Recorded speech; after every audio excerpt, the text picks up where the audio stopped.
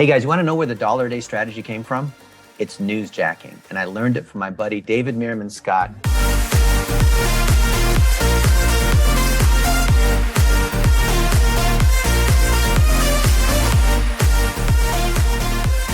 Hey David, how are you doing? Doing great, doing great. You know, I've been looking forward to this date. So have I. I check the calendar every day thinking, how many days is it till I get to interview David Meerman Scott? Nice. No, me too. It's going to be cool. I hope it's not an interview. I hope it's a conversation. It's a conversation. I have a lot of cool questions to ask you, and Good. I'm sure whatever you have to say, whatever direction you want to take it, I'm all ears. Anywhere you want to go, my friend, I'm good with. Is that a longboard behind you? No, it's called a fish. So, I wrote this book, Fanocracy. So I've got things I'm a fan of. I'm a fan of the Apollo lunar program. I'm a huge fan of surfing and grain surfboards. I'm a fan of the Grateful Dead. Very much so. I don't have any guitars from the Grateful Dead. No.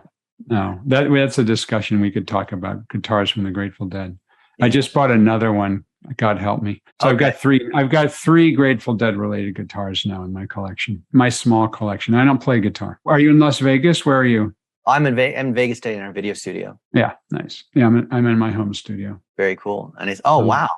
I'm only really running half of it because normally when I'm doing a gig, I have this screen showing the slides, or I can show full screen on the slides. But is that an A10 you have there? Yeah, I love it. How many cameras do you have? I have 4. So this is the main camera. This camera, I've actually got a teleprompter I'm looking at. I see that one. All right. If I were running these are my slides, and I've got a clicker. If I were running the slides, I would see the slides in the teleprompter. Okay. And then I only show usually once during a presentation and show people where I am. And then it won't work, but that's the 4th camera, which takes a picture directly of what's on the video here. For example, if I were to show a video, I would go full screen, or if there was some data, I would go. Oh, like screen. An Apple TV or sharing the laptop. That is cool. Behind the scenes. But it works great. It works great because, like for this, I only need the one camera. I'm talking to you. If I have a gig, I talk to the camera, I go to the slide, I talk to the slide, I point to the slides. It works great. Awesome. Look what I have. Nice. And I bought all your other books on Amazon too, just so I could have them on the shelf. Thank you. I don't have the camera rotating so you could see the shelf with all the different books that I have. Oh, I appreciate that, Dennis. That's the beauty of one click. And every time I read a book as a way to memorialize it, I take a picture with the book and I tag the author. Oh, that's awesome. And I find that's the best way to get them on my podcast or be on their podcast or vice versa. Nice. So today for the Coach U show, I wanted to talk about how did David Meerman Scott become so successful in marketing? And I've seen you speak on Tony stages. You just had a write-up you published yesterday on HubSpot with Inbound. We're in a mastermind where I think you probably charge more than all the other folks that I don't know about that. I am selective about where I speak, Dennis, and it's not just based on money. It's based on the experience. It's based on what's cool. And I was just on with Shep. We ended literally 5 minutes ago. Oh, awesome. Shep's awesome. So he has some great things to say about you. Love him. Now, you are so prolific with marketing that I think that there's not really many directions that we could go where you haven't already answered those same questions. So I thought maybe we could talk a little bit about newsjacking, how that applies to social media going forward, and then maybe an angle that people don't know about David Meerman Scott, which is even though you're a prolific speaker and author and content creator and whatnot, you actually make a lot of money by taking board seats, advisory roles with other companies. We can absolutely talk about that. And using your influence to be able to, instead of being, like a lot of us, we start as consultants, authors, speakers, coaches, experts, whatever. But then we get to a point of notoriety where we're known so well that when we speak and whatnot, other companies reach out and we can say, okay, if you give me an advisory role in exchange for this, I don't even want a salary. I don't want a consulting fee. I just want a piece of the lottery ticket, That's right. Exactly right. All good. Great conversation. Let's go. Yeah. So I knew that you were the guy who invented the term newsjacking. But then every time I hear newsjacking, this mental image of your face pops into my mind. Thank you. And even the thing that I'm best known for, which is the dollar a day strategy, where I'm spending $1 a day targeting the media, or like when I got on CNN, I'm targeting the people at Fox or Wall Street Journal. Like I'm getting more media attention literally by newsjacking, by taking a current event and then targeting the media so I can get even more exposure with the right timing and the right audience. I'll tell you a random story.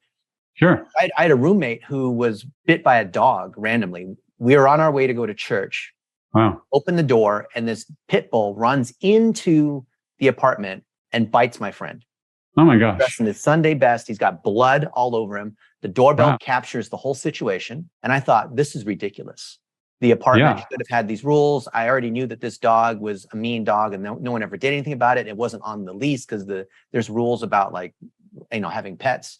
So I published that video, the doorbell camera video showing the dog running in and all the that kind of stuff happening. I put it on Facebook, and I spent $1 a day targeting KSL, which is the main, if you're in Utah, that's the main, TV newspaper. And the very next day, KSL made me the top story. And now on evening news tonight, they didn't make you the top story, Dennis. They made the pit bull the top story. Pitbull. Yeah. And then all of these people argued about, should that pit bull be put down? And what about dog rules? And literally there were people that were saying, that was your fault that pit bull ran into the house because there was food available. I said, so it's illegal. It's bad of me to have food in the kitchen. Right. In my own house. Yeah. And I targeted people who were part of the Pit Bull Lovers Club of Utah, and people like the American Society of Pit Bull Owners. I targeted the people who would come in and argue and say, it's your fault. And my pit bull's the cutest and loveliest, would never hurt anybody. And I targeted all the other people, like personal injury attorneys. So I got both, and I brought both of them together. But all I did was orchestrate it. Yeah. I completely manipulated the media on that. Right. But what I've learned, but all of that came from learning about newsjacking, which is how do I influence the media? How do I influence the people, not the audience that I want to buy or engage, but the people who influence those people, which is like playing chess multiple steps ahead. But maybe for those people who don't know, what is newsjacking and how has that changed over time? Sure. So yes, I did invent the concept of newsjacking, but I did not coin the phrase. It was actually invented in the 1970s in the UK to talk about people who stole a bundle of newspapers, the bundle of newspapers with a string around it. They would steal that, go to a different part of town, and then sell the newspapers. That was the original term for newsjacking. But I use that term to talk about when you insert your expertise into a breaking news story through some sort of social network or some other way. And you do it exactly like you did with Pitbull, knowing that the media is looking for a story and more information on a story that's breaking. So anytime you have expertise and there's a news story that breaks in your area of expertise, that's the time that any one of us can push content out into a breaking news story. And when it has your area of expertise, you can grow your business, you can get sales leads, you can get all, search engine juice, all sorts of great results in terms of doing this. But you can also do it just for fun, like the Pitbull story. Not that would necessarily drive anything for you that would be beneficial, Dennis, although clearly the more people who know about you and what you do, the better. I had an example of that where I knew that it wasn't going to benefit me directly, but it was a super cool instant opportunity for me to do some newsjacking. What happened, I was on an airplane. I was on an American Airlines airplane that took off from Boston, where I live, and I was going to New York with my wife. And about 1,000 feet up, right in the very beginning of the takeoff, we hit a flock of geese. And the pilot, I mean, you've flown a ton of times like I have. The pilot did one of these, he turned like crazy. And he got on the loudspeaker and said, "We're making an emergency landing. We've hit some geese. Buckle your seatbelt." And this is only about 2 minutes after we took off, but clearly we were all still buckled in. It's like, wow, this is pretty dramatic. I wasn't scared. I've been on planes a lot. I knew it wasn't a big deal. So we went up, we turned around, and damn if we didn't, they cleared the runway and we came in, we banged down, came to a stop, fire engines coming around to check it. I mean, it was dramatic. Wow. And I've been flying for 50 years. I've got like 4 million frequent flyer miles, and I've never seen anything like that happen in my own flight. And I wasn't scared actually, because the plane was flying. It didn't depressurize. I'm like, we're going to land. It's no problem. If I had seen an engine fall off, I would have been scared. Or if we had depressurized, I would have been scared. But no, I wasn't. So then they towed us into the gate, and I got off the plane. I was in first class, got off the plane. I was the first one off the plane, went around to the window of the gate, looked at the plane, and there was, kind of gross, bird feathers and blood all over the front of the airplane. So I took a picture of it and I tweeted it, and I tagged American Airlines, I tagged Logan Airport, and I used the word emergency landing. And it turns out, and I didn't realize this, but it turns out members of the media follow the voice of the different airlines, and they have tags for emergency landing. They want to know that there's something like this happening. And so they knew that there was an emergency landing at Logan by the real-time transcript of what was going on. And so therefore, tagging emergency landing so they would pick it up? Yes. And I also tagged American Airlines for the same reason. And so my photograph, which I posted on Twitter, was used in ABC television, NBC television, Fox News, CNN, the Weather Channel, CNBC, the local Boston station, the local New York station, the Daily News, USA Today. And then we got another plane. They brought another plane. We flew to New York. So we were about 2 hours late, but we got to New York. And when we landed, ABC World News Tonight, the nightly 6 p.m. broadcast, millions of viewers. The reporter came up to me and said, David, I'm from ABC Nightly News. I would love to be able to interview you about the bird strike. They recognized me. Why? Because they were following it on Twitter. They knew who I was. They recognized me. They came up to me in the baggage claim area. I said, sure, happy to do the interview. And so I did the interview about it. And like my social media blew up because people saw it and so on. That was just because I injected my social media, in this case, a picture that I posted on Twitter, into a breaking news story. It could have been anyone on the plane. It could have been anybody in the terminal. But I was the one who understood how breaking news works. And anybody can do that. I was the only one who did it. No one else did it. I was the only one who posted the photo. And pretty quickly, they were up on ladders and they cleaned off the plane. So there were no more bird guts and feathers on there. And the photo's kind of gross, but it's super cool. And so that's the idea of newsjacking. Now, in that case, it didn't have any real direct benefit for me. I mean, some of my friends saw it and whatnot, but it didn't have anything to do with my business. Let me share an example that had to do with my business. So March 2020, we all remember the pandemic hits. You and I are both professional speakers. You know exactly what happened, Dennis. Yep. All of our speaking gigs canceled because all of the conferences and events canceled. So I built a home studio. I'm talking to you from my home studio now, quickly. And then I very quickly wrote a book called Standout Virtual Events. I started writing it in March of 2020. Very quickly wrote this book. It's short. It's about 100 pages. I have very big font. It's actually it's only about like 19,000 words. And it published in September. So it's pretty quick to get a book out, March to September. It was the first book post-pandemic about virtual events. I purposely used the phrase virtual events in the title of the book. And I went to Google and I typed in virtual events, the natural search results. There's no way I could have gotten into the top of the natural search results. I went to YouTube. I typed in virtual events. There's no way I could get into the natural search results for virtual events. But I went to Amazon, typed in virtual events. This book was and still is #1 for the phrase virtual events.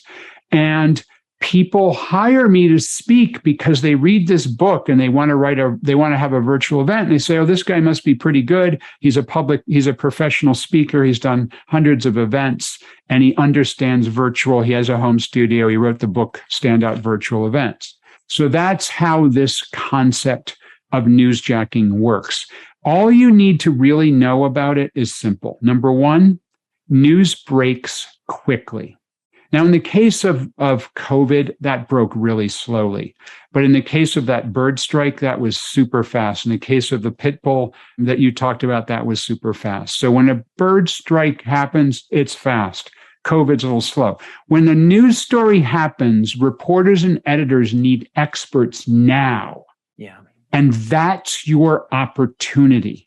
Because if you have the expertise they're looking for, and you push that out into social media, Twitter, LinkedIn, Facebook, YouTube, your blog, that is what will get noticed. Use a hashtag if there is one, use the right keywords, and then the reporters and editors and potential customers will find you. A really long answer to a simple question, Dennis, but you got me on a roll. But that's so in-depth and so insightful. Let me give you an example and see what you think about this. That's something that's about to happen. So maybe we can newsjack something that's about to happen. So my best friend is on a reality TV show where he's a successful millionaire and all these women want to be able to get with him. And you can imagine there's drama and all that, right? Yeah, so they've already filmed. They've come into Vegas here and they filmed for 8 straight days. So my friend's about to be almost an A-list celebrity. This is going to air in late November. So we still have another 2 months because they're still doing, so obviously we're not allowed to talk about what happens in the show. I actually have a couple scenes in the show too, which is neat. Nice. Awesome. So I can't. What's the show called? Can you tell me what it's called? I'm not allowed to say that, but it's on WeTV. Oh, that's okay.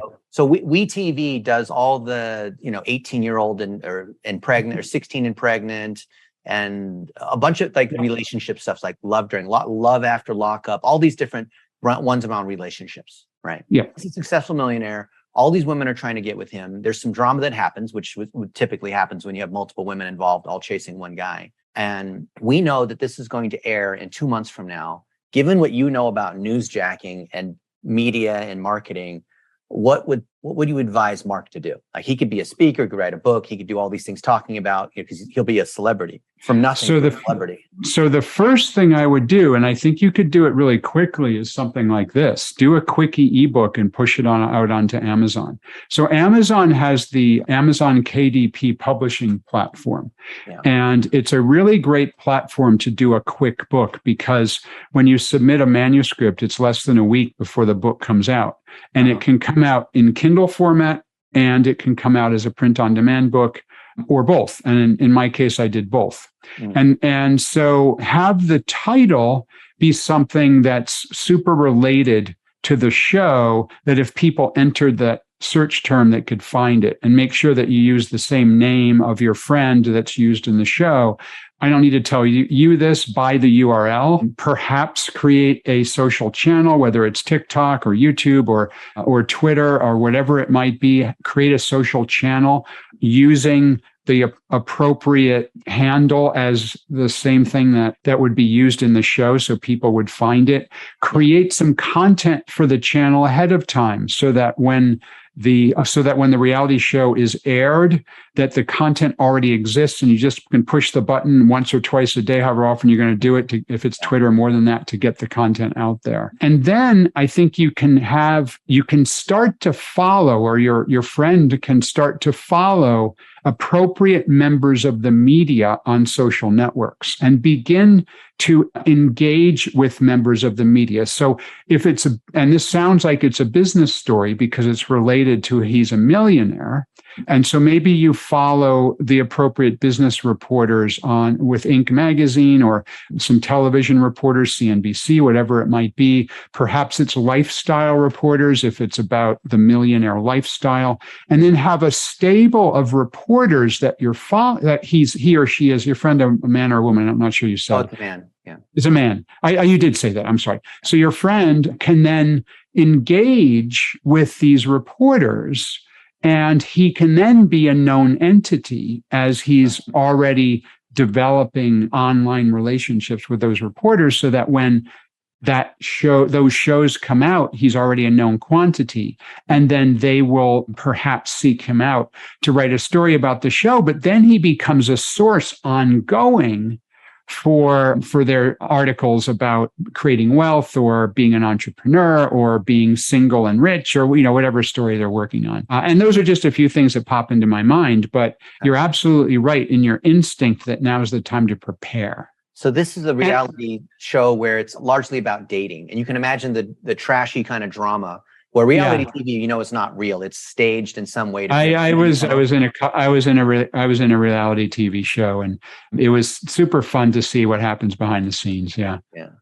So we recorded a little bit about this behind the scenes, which we'll drop after these episodes air. But he's there for 6 episodes of the season. He's the main guy in this thing. Nice. Now, just like your Bird Strike thing, which made you better known, but maybe there wasn't a clear path towards monetizing it. What do you think about this situation? Because I guess the book could be about dating tips or how to run. Yeah, and successful entrepreneurs that are also trying to find women, balancing his real estate and his tech business and traveling the world while also trying to date women. Yeah, or flip it around, and he provides advice for women who want to date a rich entrepreneur. Oh, that's good. And that's what I would do is think about it. I think about it from a term I use a lot in my marketing that I've written about a lot called buyer personas. So you think about from a buyer persona perspective, who is the target market of somebody who, a demographic he might want to reach. And it seems to me that a demographic would be women who want to have a relationship, to date, perhaps to marry a rich entrepreneur. And he's perfect for that. And so he could, and the reason that I think the book is important, and again, you can get a quick ebook out on Amazon within a week after the manuscript is done. And if it's 2 months until the show airs, there's enough time to write a short, quick book. That gives him the credibility of that being that expert. And then he could also then provide, be a speaker at conferences and events. He's got the book, he's got the reality show. He's known as the expert in how you can, if you're a woman, find a rich entrepreneur to go out with. So all sorts of different angles on it. Wow, that's fantastic. I'm going to relay that back to him when I see him next. Awesome. So that's newsjacking. Now, Newsjacking. And I call newsjacking the art and science of injecting your ideas into a breaking news story. And I think you might know this, Dennis, but for all of your viewers and listeners, newsjacking is actually, the name is in the Oxford English Dictionary. It's tied to me. My name is in the dictionary reference, which is it's super cool, right? Wow, I mean, in my life, I had a few goals. I wanted to have a Wikipedia entry, check. I wanted to have an IMDb entry, check. I never thought I would ever have an Oxford English Dictionary reference, a word I invented. It's in the dictionary. Never would have thought that, but we checked that box too. Wow, that is incredible. Now, sometimes newsjacking can potentially go wrong. So you remember when Kobe Bryant died? He died in a helicopter crash. And within 30 minutes of that event happening, Gary Vaynerchuk posted on Twitter, quick, buy everything you can about Kobe Bryant and mark it up because you're going to be able to make all this money. And he did make some money apparently on selling Kobe stuff, but he also for taking advantage of this situation. Yeah. Basically, that in my mind, that's a mistake. In my mind, anything that has to do with death and destruction and human misery, and also, by the way, politics, religion, sex, you should generally avoid, except if you have a direct tie to the story. Your expertise is a direct tie to the story. Now, in the case that you just described of Gary V jumping on a story about Kobe, I believe that is not appropriate for most people because it's exploitative of the situation. You're trying to make money on the death of somebody. And in my mind, that's not appropriate for most brands. So I would not recommend that. However, in my book, Fanocracy, we talked about a really interesting example where there is an opportunity if you have a direct tie to a story. Now, let me explain. Duracell batteries, happen to have one here, right here as a prop. Duracell batteries has a program called Power Forward. What's super cool about Power Forward is they go to areas of natural disasters, hurricanes, floods, tornadoes, power outages, snowstorms, whatever, and places where the power has gone out for an extended period of time, for a couple of days at least, or a week. Mm-hmm. They have a four-wheel drive trucks that can get into any situation. They go into the place where there's been a power outage because of a hurricane or a flood or a tornado or whatever, or a fire, and they provide free batteries for people in need. You don't have to register. You don't have to give them your name. You don't have to do anything. Totally free. Here's a pack of what do you need? Some D cells. Here you go. You want some AA's? Here you go.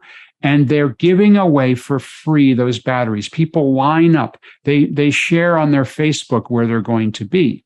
Now, what's cool about that, and the reason that this newsjacking works, is because Duracell, number one, they're not trying to exploit the situation by selling the batteries, number one. So not like what Gary Vee did. And number two, they have a direct tie to the news story, because even though it's death and destruction, it's hurricanes, floods, tornadoes, people may have lost their lives or lost their homes. People need batteries, and typically you don't have batteries when you need them, or if you have them, they've already burned out. Your flashlight, you used it all night for 2 nights in a row, the batteries are gone, you need some more, they give them to you free. I spoke with Ramon Valentini, who's the vice president of marketing at Duracell. He said it's the most important marketing program they do. More important than newspaper ads, television ads, more than anything else is their newsjacking around providing free batteries to people when they need them the most. They're not trying to sell them. They're providing them totally free. Because what happens when there's been a hurricane, you've lost your power for a week, and Duracell comes by and gives you free batteries? You remember that. You tell your friends. And the next time you need batteries, what brand are you going to buy? That's right. And the fact that you just told that story, and now all of our listeners and viewers are seeing this, I bet you Duracell would easily pay $1,000 for that story. Maybe there you go for that story. They don't pay me anything, but I've told this story in events. I've told this story on other podcasts. I've told the story in the book. I've blogged about it. They've probably gotten hundreds of thousands of dollars worth of just me. And they're a battery company, and the ultimate commodity. Can you imagine something more of a commodity than a battery, Dennis? Batteries are a commodity. They have, the last time I checked, over 6 million fans on Facebook. Battery company. Who would have thought that'd be interesting? Because of a battery company. Yeah, right? Yeah. And I think it's because of this. I think it's because they humanize the organization, because they provide all these free batteries, because they're there when people need them, because they understand they're a power company. They're about providing that power when people need it, even if they have to give it away for free. Well, they're newsjacking you. You can look at it that way. They figured that one out, right? So it was the day after Christmas, and I was on a flight from London to LA, long flight. And I get up and stretch my legs. I walk up and down the aisle. I go all the way to the back because I like to walk all the way up and down. I actually do that too myself. Yeah.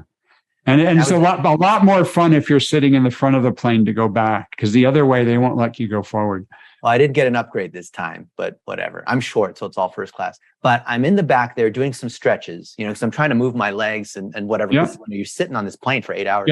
Get the blood flowing. And I was talking to this other passenger who was there too. And we get into this conversation. And I told him, man, thank goodness for OneClick and Amazon Prime.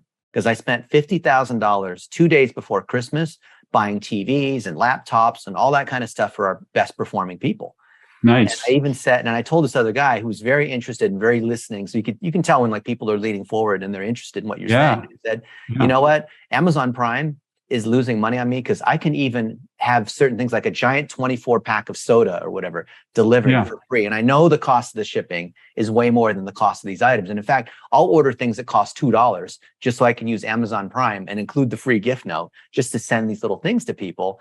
Yeah. And I can't imagine. I told him, I can't imagine how much money Amazon is losing on me because they do this Amazon Prime free shipping thing. So I turned to this guy and I'm so proud about how I'm ordering gifts. I'm not having to go to UPS because I suck at wrapping gifts. I'm a dude, right? Yeah, but I do it all on my laptop. Just order everything. And I do the same thing. And boy, do I'm okay with wrapping. I just hate physically going to deliver the package to, and I go to FedEx, I have a FedEx account. I just don't like going even to the box. The box is 10 minutes away. The FedEx office is 12 minutes away. I hate it.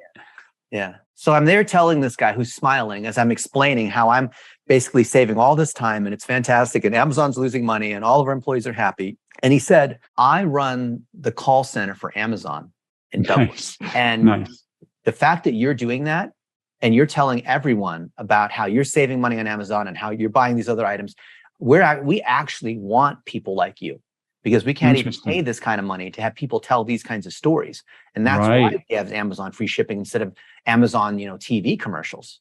Right. And I said, interesting. Touche. So they look at Prime as a marketing vehicle. Yes. Instead of advertising, they'd rather put it into the free shipping. Isn't that interesting? Makes total sense, doesn't it? Plow it back into the product. Yeah. Super interesting. What are you going to say to that? Like, here I am boasting about what I have. And then he said, well, I actually want you to do that. That's awesome.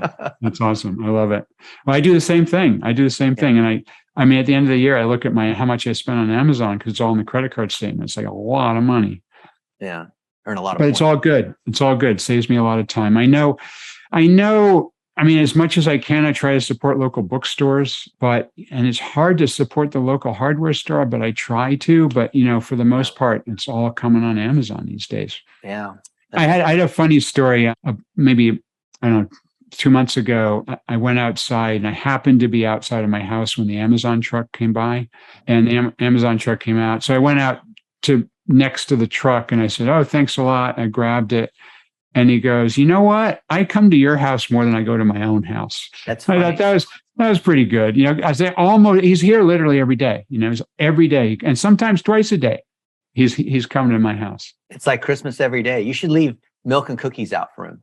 And you must experience this too. Like you get an Amazon box, you have no clue what it is. No clue. I mean, I know I ordered this. I know it's from Amazon, but until I open it, I forget what it is, even though I ordered it yesterday. Yeah, I probably have 2 or 3 things that come every day. Because I'm visiting friends and I always want to bring gifts. So I'll have like little bottles of snake oil or I'll have my favorite electronics. I'll buy these sorts of things and give them out as gifts. Yeah. I buy fake cash. People really like this sort of thing. I got tons of props like you have. I always buy. Show me the fake books. Show me. I like, that's a good book to buy. Show me the fake cash again. So this cash is from the same company, propmoney.com, that does all of Hollywood. Cool. The irony is, so this is a stack of 3 $10,000. So this is $30,000 of $100 bills. It looks completely real. But the irony is it's ridiculous how expensive fake cash is. Fake money is expensive. This bundle costs $20. Oh, wow.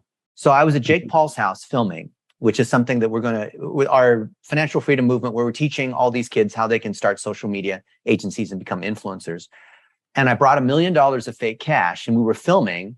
And we were saying, okay, this is how much the average American makes. Here's a stack of cash. Here's how much money I make on this thing. And here's a stack of cash, just to visually explain. And he liked it so much that after the shooting, he said, "Can I keep that?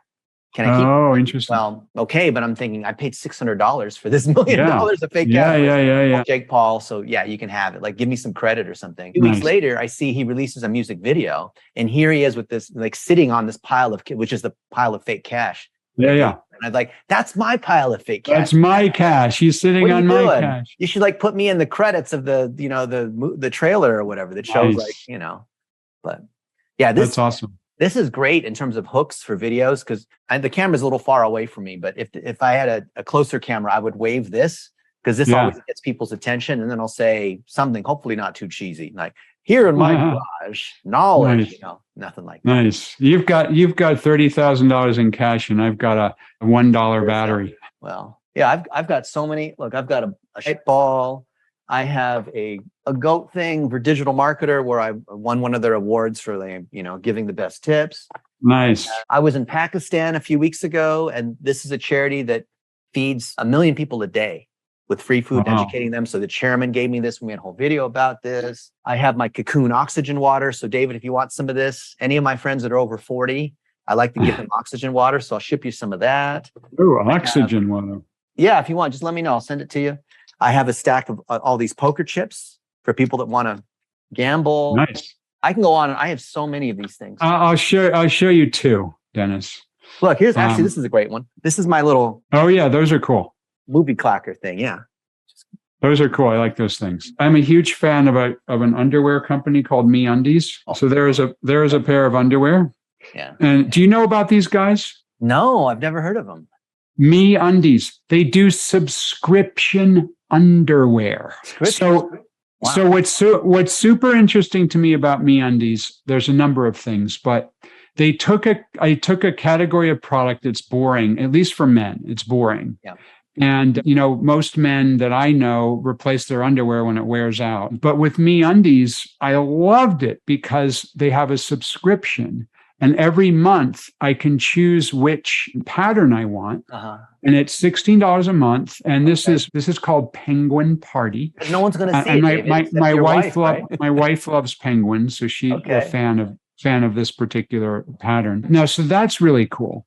It's really cool that it's subscription. They've got interesting designs, but they also make his and her underwear, same pattern. And their whole social media, particularly Instagram, is based on their customers shooting photographs of themselves in their underwear in unusual places. And so like they'll be jumping off of a cliff into the water and it's his and her, they're wearing the same pattern, or dancing or whatever. It's super cool. And last time I checked, their slogan is wonderful and it keeps going up. Remember in the old days, McDonald's, they would say like 10 billion served and 12 signs. Yeah. So they're similar to that. Every time I check, it's higher, but I'll say this number: 10 million butts and going strong is their tagline, which is super cool. And MeUndies is growing like freaking crazy. It's because they've disrupted the marketplace. So that's one of the things I have over here. I also have a prop lemon and a prop slice of lemon, which I sometimes use in my presentations. What do you use the lemon for? I thought I would. I want to know. Now, curious minds want to know. I set you up. I was hoping you would ask. So, do you know the concept of mirror neurons? It's a neuroscience. So, my daughter Reiko and I co-wrote this book called Fanocracy: Turning Fans into Customers and Customers into Fans. Reiko's now 29 years old. She's an emergency room doctor. She did her undergraduate degree in neuroscience. And so we wanted to understand the neuroscience behind fandom. Well, how and why does someone become a fan of something? I'm a fan of MeUndies. I'm a fan of the Apollo lunar program, which is why I have a NASA Saturn V rocket here. I'm a fan of surfing. I've got a surfboard here, which I actually made. It's a wooden surfboard. I'm a huge fan of the Grateful Dead. That's their logo. So we wrote this book about fandom. It turns out from the neuroscience perspective, all of us want to be part of a tribe of like-minded people. So I've got my tribe, surfers, fans of the Grateful Dead. We're a tribe of people. If I can go to a Grateful Dead concert, turn to anybody in the audience, we have something in common. We're a tribe. And so the idea of mirror neurons is super interesting. Part of the idea of being in a tribe is that the closer you get to another human, the more powerful the shared emotion. The closer you get to another human, the more powerful the shared emotion. So if you're friendly with that person, if it's a family member, if they're part of the same tribe, somebody who's at a Grateful Dead concert and you get close, it's a very positive, powerful relationship. However, if you don't know that person, and this is a survival technique, it goes back tens of thousands of years. We humans, if we don't know the person, we're on guard. We're a little bit nervous when we are close to someone. That's why you feel a little bit queasy, a little bit nervous when you get into an elevator with people you don't know because you're close to them. Or you get into a crowded train car with people like a New York City subway car. You feel nervous. You don't know those people. You walk into a crowded bar. You don't know those people. You can sometimes feel nervous. So here's the mirror neurons part. Our brains fire when we see somebody doing something as if we're doing it ourselves, which brings me to the lemon and the slice of lemon. Okay. If I take a bite of the slice of lemon, my brain will fire like crazy. Watch, I'll do this now. Even though it's a prop lemon, I'm going to take a bite of my prop lemon. Yeah. It's like, wow, biting into a lemon. It's super tart. It makes my lips pucker up. I can feel it on my tongue. My eyes close and begin to water. And I can really feel this lemon. Even though it's a prop lemon, I can feel this lemon. Dennis, do you feel the lemon right now? I can taste it too. Taste it. Isn't that crazy? Yeah. Super crazy. That's mirror neurons. Hmm. Now, here's where it's really interesting from the perspective of fandom. Something you do naturally, Dennis, you do a ton of videos. And when you do your videos, as you and I are doing right now, you tend to crop it as if you are sort of cocktail party distance or distance across a dinner table from somebody. So when you're at a cocktail party and you know the person you're having a conversation with, you feel very positive human emotions. When you're across from somebody having dinner with them, very positive human emotions. When you're on video, because of the power of mirror neurons, if you crop the video close like you do, Dennis, you look at the camera like you do, Dennis, mirror neurons kick in, and your audience, even though intellectually they know that you're not in the same room, their mirror neurons fire and say, I'm in the same room with Dennis right now.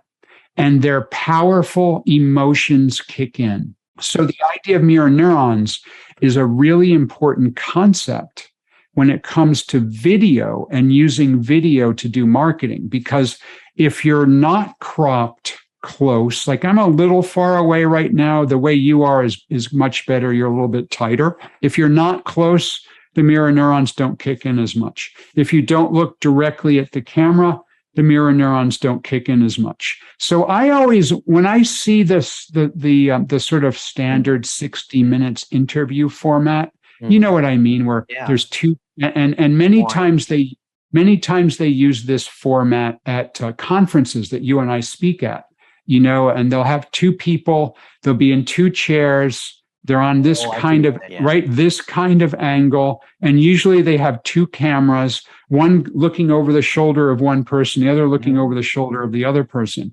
The mirror neurons don't kick in because they're not looking at the camera. It's kind of a side view over the shoulder. And so you can learn a lot from this concept of mirror neurons and video, and you can even build this very strong emotional relationship, even though you're in Las Vegas, I'm in Boston, we're 3,000 miles away from each other. I intellectually know you're not in the same room, but I can still feel as if we are. That is so cool. Interesting, right? Simulated proximity. Yeah. And yes, and it just teaches, I think it teaches us a lot about why video is so important as a marketing tool. If you can look in the camera and if you can build the kind of relationship as if you're looking across from them. Yes. Yeah, exactly right. Exactly right. And you and I know that you've been on camera for years. I've been on camera for years. It takes a little bit of time to be comfortable. But now most of us, because of COVID, have been on Zoom and the equivalent for a couple of years. People are getting much more comfortable with it. And it's a super important way to communicate. Well, so I can see you on the laptop down here, but then I'm not making eye contact if I'm looking at you. Yeah, I know. It's tough, right? I'm the same thing. I'm looking directly at the camera. Even though I see you down there, I drop my eyes every now and then. But I have a little trick because now I'm looking in the camera, but behind the camera, I have a gigantic TV. So I can put whatever I want. I have two Apple TVs as well. So I can broadcast over. I don't have the camera set up where you can see what I have on the other sides here, but I can reconfigure this so that I can be looking at you while I'm looking in the camera at the same time. And I've got something similar. I've only set up one camera today, but I've got another camera that's over here that's got a teleprompter on it that I can put the video of us so I can look directly through the teleprompter into the camera. So there's a number of different ways that if you want to go the professional route, you can make that happen.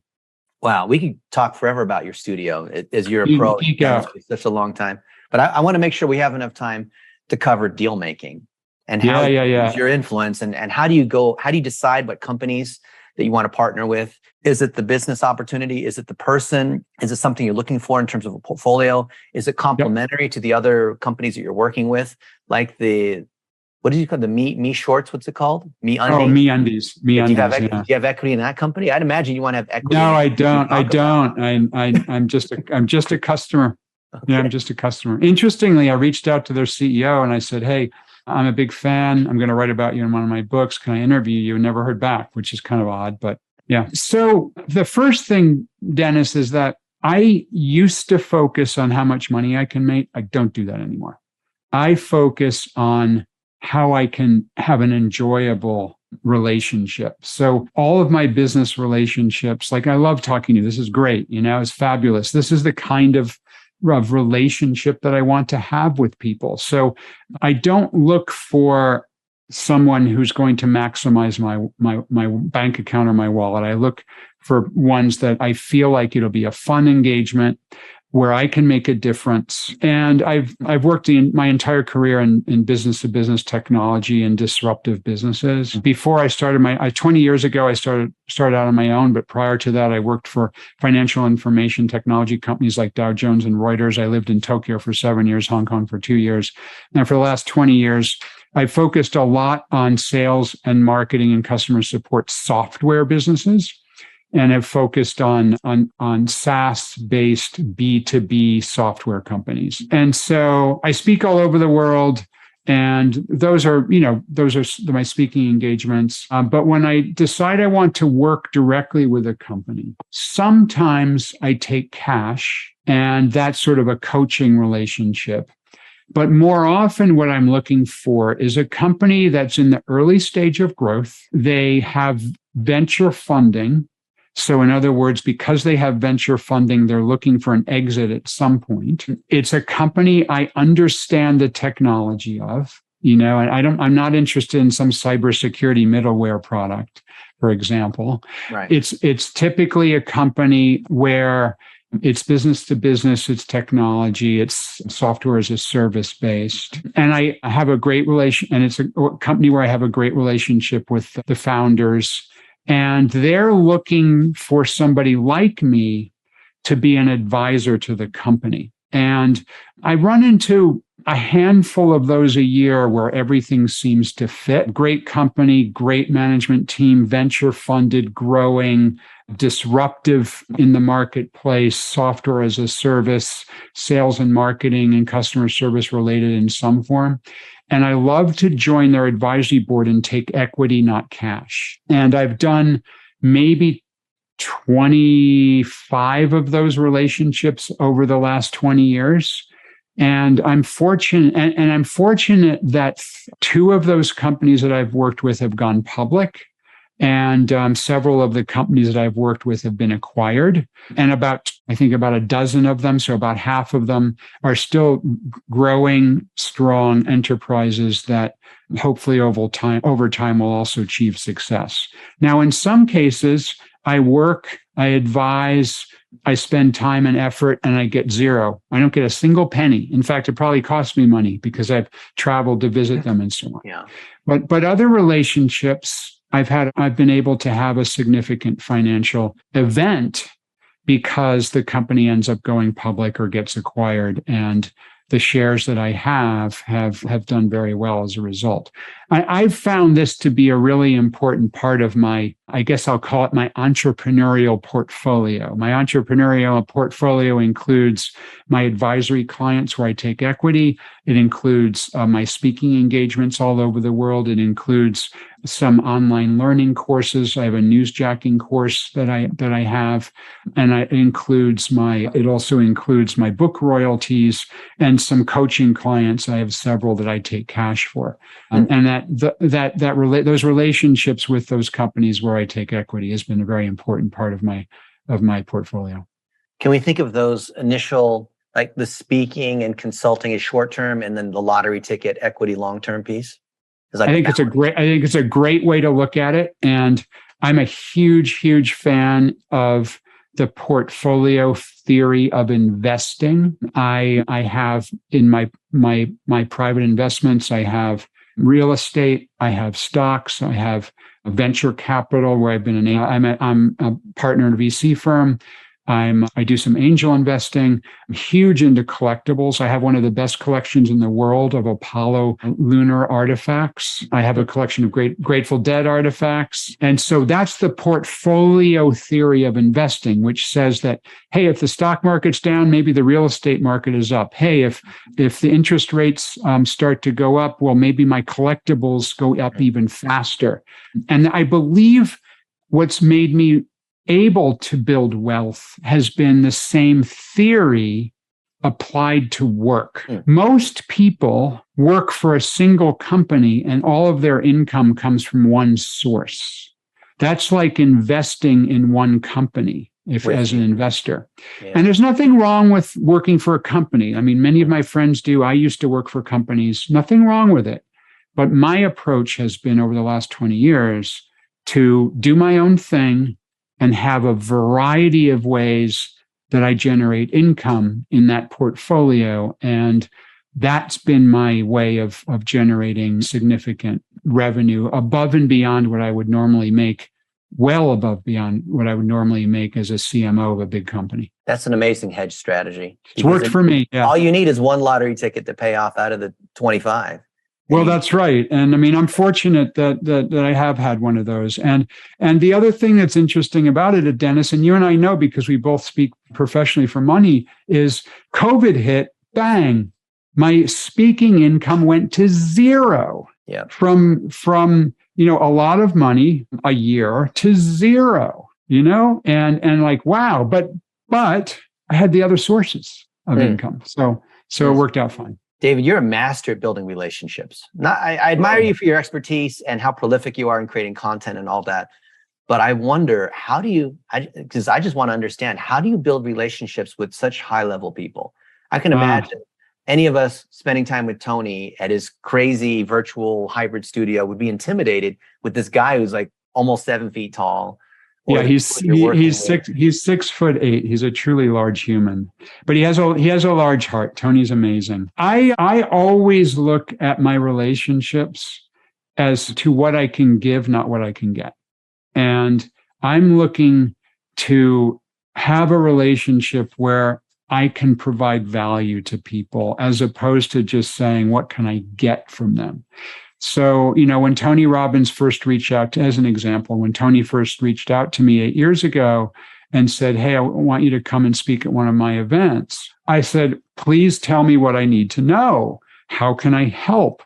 What would be the best way to put together a talk for this community? I arrived 2 days early to be part of the event for the first 2 days to understand what I was doing. And I actually changed my presentation when I got there to make it more appropriate for the organization. And Tony told me backstage before I went then this was an in-person event with 2,000 people in the audience. I had a 2-hour time slot with 2,000 people. And Tony said, I'm going to be there for the first 10 minutes. I'll check you out. And then I've got to go. I've got an appointment I've got to make. And he ended up staying for the entire 2 hours. And so he realized I was providing value to him and to the audience.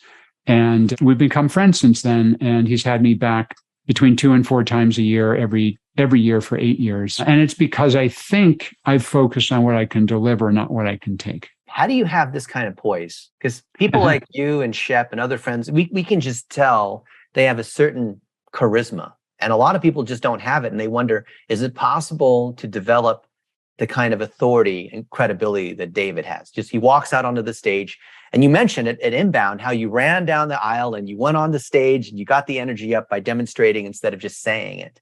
Yeah. People learn this. I think if I were, and it's a great question. Thank you for asking it, because no one's ever asked me this before. I think for me, what it comes from is that I'm very comfortable in the ideas that I have value for people. And one of the reasons that I think I'm comfortable with that is I don't copy other people's ideas, right? Newsjacking is my thing. In the early days of content, my book, The New Rules of Marketing and PR, came out in 2007. I was the first one to talk about content, which is why that book is sold 500,000 copies in 29 languages. And so because I feel like my ideas are unique and they're important and they add value to the universe, I can be comfortable in what I'm saying has value. And that gives me, I don't know if poise is the right word, you used it, and so I'll use it again. And that gives me the poise to say, I'm not faking it up here. I'm not copying someone else up here. I'm not trying to be Tony Robbins on this stage. I am being me to the Tony Robbins audience. And I think that's what's helped me along the way. That's incredible. I love to say that competence creates confidence, which is it's a great way of summing up what I just said. But I think that's right. I think I'm comfortable with what I'm saying. I'm comfortable. It's my own thing, not repeating anyone else. I don't quote other people, like, quote myself, as egotistical as that might sound. But, I'm delivering my own ideas. So you are prolific in creating content. You've been interviewed. I'm sure people ask you a lot of the same questions, and you have the patience to. You asked me some great questions that I've never been asked before. So thank you for that. But I want to know, what questions do you wish that you were asked? I don't want to be another one of those people asking you the same questions over and over again, right? No, you've asked me some great questions. I'm good, Dennis. I don't have any that I wish people would ask at this point. Well, you're fantastic, David. It's an honor spending time with you. As are you, my friend. I learn from you every day. I learn from you on so much around how to get video out there, how to use Facebook effectively. I mean, you are so good at some of that stuff. It's just amazing to me how effective you are at understanding how the details of how algorithms work. And it's just fantastic. Well, me like you, I'm a search engine engineer, right? I worked at a company at Yahoo 20 some years ago. And so I apply this engineer search engine algorithm view to everything that I see, just like you coming from financial software data to apply, see how newsjacking works. Right. It's an honor. Yeah. No, I think that's right. And I think both of us come from the perspective of where we have backgrounds that we know are unique and we come at it from very different perspectives, but we've both become super successful as a result. Well, thank you so much, David. And also thank you for including me in your book, The New Rules. You got it. You absolutely need to be in there. I appreciate that. Yeah. The ebook stuff you're doing is fabulous. Any final words for our audience, David? Have fun no matter what you do. I've always gone through my entire career, 15 years in the corporate world, 20 years on my own. I don't chase money. I don't chase titles. I chase fun. And when you chase fun, I think I'm an example of it. You can have the success come as a result of chasing the things that are important to you. So thank you for having me on, Dennis. Thank you, David. And everybody, go follow David Meerman Scott. He's the best.